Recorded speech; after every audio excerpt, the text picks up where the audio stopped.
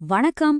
இன்னைக்கு நம்ம வேத ஜோதிடத்துல ரொம்பவே ஒரு சக்தி வாய்ந்த, அதே சமயம் ரொம்ப மர்மமான ஒரு சேர்க்கைய பத்தி தாங்க பார்க்க போறோம். அது வேற எதுவும் இல்ல, சுக்கிரனும் கேதுவும் சேர்றது பத்தி தான். சரி, இப்போ ஒரு பெரிய கேள்வி. அழகுக்கெல்லாம் அதிபதியான சுக்கிரன வெறும் நிழல் கிரகமான கேதுவால விழுங்க முடியுமா? என்ன சொல்றீங்க? இந்த ஒரு மர்மமான கேள்விக்குள்ளதாங்க நம்மளோட இன்னைய முழு அலசலும் அடங்கியிருக்கு. சரி, முதல்ல இந்த கதையோட ரெண்டு முக்கியமான கேரக்டர்ஸ் யாருன்னு பாத்துடலாம் வாங்க. இங்க பாருங்களே, சுக்கிரனுக்கும் கேதுவுக்கும் இருக்கிற அந்த அடிப்படை வித்தியாசத்தை. ஒரு பக்கம் சுக்கிரன், அதாவது அன்பு, அழகு, செல்வம், உலகத்துல இருக்க எல்லா சுகங்கள், இது எல்லாத்தையும் அள்ளி தர்ற ஒரு கிரகம். இன்னொரு பக்கம் பாத்தீங்கன்னா கேது, பந்த பாசமே வேண்டாம், எனக்கு ஆன்மீகம் தான் முக்கியம், எல்லாமே ஒரு மாயதான்னு சொல்ற ஒரு நிழல் கிரகம். ரெண்டும் அப்படியே நார்த் போல் சவுத் போல் மாதிரி இல்லையா?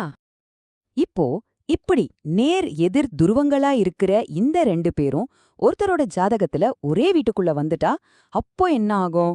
வாங்க அத பத்தி தான் இப்ப பார்க்க போறோம். கிரகச் சேர்க்கைனா அது வெறும் ஒரு கணக்கு கிடையாது. அதாவது 1 1 2 அப்படிங்கிற மாதிரி இல்லாம, இது ஒரு கெமிக்கல் ரியாக்ஷன் மாதிரி. ரெண்டு வேற வேற தனிமங்கள் ஒன்னா சேரும்போது எப்படி ஒரு புதுவிதமான பொருள் உருவாகுதோ அதே மாதிரி தான் ரெண்டு கிரகங்களோட சக்தியும் ஒன்னா சேர்ந்து நாம எதிர்பார்க்காத ஒரு புதுவிதமான விளைவை உருவாக்கும். கேதுவ நாம ஏன் ஒரு நிழல் கிரகம்னு சொல்றோம்? அதுக்குன்னு ஒரு பிசிக்கல் உருவம் கிடையாது. ஆனா அதோட சக்தி அதுக்கு அழவே இல்ல. இங்க பாருங்க, வானத்தோட ராஜாக்கள்னு சொல்ற சூரியனையும் சந்திரனையுமே தன் நிழலால மறைச்சு கிரகணத்தையே உண்டாக்குற சக்தி கேதுவுக்கு இருக்கு. யோசிச்சு பாருங்க, அவ்ளோ பெரிய கிரகங்களையே ஆட்டி படைக்கிற கேது ரொம்ப மென்மையால சுக்கிரனோட சேரும்போது அதோட தாக்கம் எந்தளவுக்கு தீவிரமா இருக்கும்? சரி, இப்போ இந்த பவர்ஃபுல்லான காம்பினேஷனோட விளைவுகள் எப்படி இருக்கும்னு கொஞ்சம் டீட்டெயிலா பார்க்கலாம். சில சமயம் இது ரொம்ப ஆச்சரியமாவும் இருக்கும், சில சமயம் கொஞ்சம் குழப்பமாவும் இருக்கும். சிம்பிளா சொல்லணும்னா, கேதுவோட வேலையே சுக்கிரன் தர நல்ல விஷயங்கள் மேல ஒரு மாயத்திரைய போடுறதுதான். உதாரணத்துக்கு, சுக்கிரன் உங்களுக்கு அன்பையும் சந்தோஷத்தையும் செல்வத்தையும் கொண்டு வராருன்னு வச்சுக்கோங்க. கேது என்ன பண்ணுனா, அந்த உணர்வுகள்ல ஒரு திருப்தி இல்லாத தன்மையை கொடுத்து இதெல்லாம் ஒண்ணுமே இல்ல அப்படிங்கிற மாதிரி ஒரு பற்றின்மையை உண்டாக்கிடும்.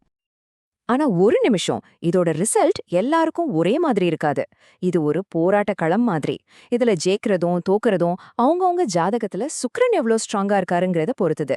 சுக்கிரன் ரொம்ப வலிமையா இருந்தா அவர் கேதுவோட மாயையெல்லாம் விலக்கிட்டு தன்னோட ஒளிய பிரகாசமா பரப்புவாரு.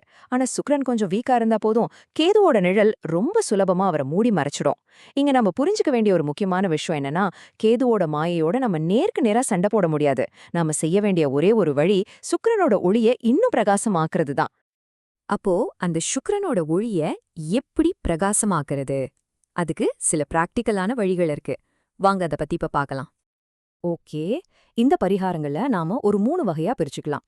முதல்ல ஆன்மீக ரீதியா.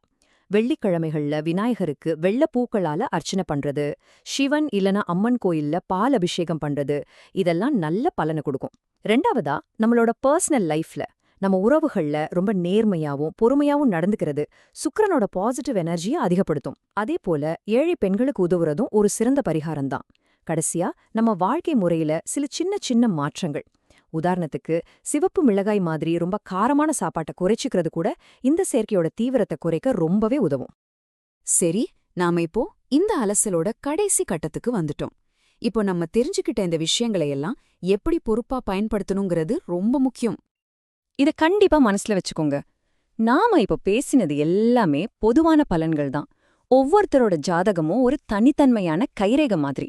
மத்த கிரகங்களோட பார்வை, வேற கிரகங்களோட சேர்க்கைன்னு பல விஷயங்களால பலன்கள் தலைகீழா கூட மாறலாம். அதனால ஒரு முழுமையான அனாலிசிஸ்க்கு எப்பவுமே அனுபவம் வாய்ந்த நல்ல ஒரு ஜோதிடரை போய் பார்க்கறது தான் சரியான வழியா இருக்கும். கடைசியா, உங்களுக்கு ஒரு கேள்வி. உங்க ஜாதகத்துல கேதுவோடைய அந்த மாயத்திரையெல்லாம் விலகி அன்பையும் அழகையும் குறிக்கிற சுக்கிரனோட ஒளி பிரகாசமா ஜொலிக்குதா? கொஞ்சம் யோசிச்சு பாருங்க.